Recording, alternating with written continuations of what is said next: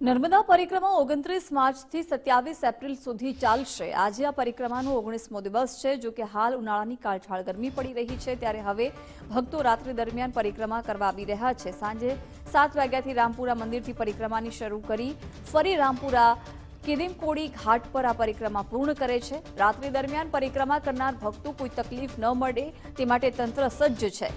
નર્મદા જિલ્લા વહીવટી તંત્ર અને ગુજરાત યાત્રાધામ વિકાસ બોર્ડ દ્વારા પરિક્રમામાં આવતા ભક્તો માટે રસ્તા પર લાઇટ, સીસીટીવી, નાવડીઓ, હંગામી પુલ જેવી તમામ વ્યવસ્થાઓ કરવામાં આવી છે।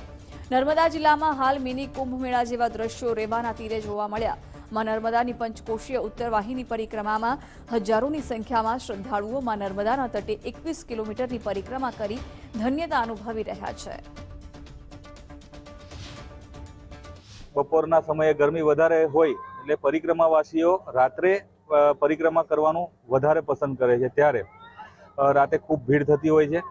પણ આ ભીડની અંદર પણ ગુજરાત સરકાર શ્રી દ્વારા નર્મદા જિલ્લાનું વહીવટી તંત્ર અને સાથે સાથે ભારતીય જનતા પાર્ટીના કાર્યકર્તાઓ બધા ભેગા મળીને દરેક પરિક્રમાવાસીને કોઈ પણ પ્રકારની સમસ્યા ના થાય, કોઈ પણ પ્રકારની તકલીફ ના પડે એ પ્રકારનું આખું આયોજન કર્યું છે।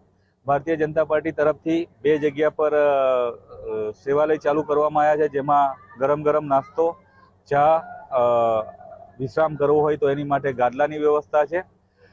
દરેક જેટી પર ભાજપના 5 કાર્યકર્તાઓ ઉપસ્થિત હોય છે। સ્થાનિક લોકો દ્વારા ઘણી બધી જગ્યાઓએ આ ભંડારાની વ્યવસ્થા કરવામાં આવેલી છે।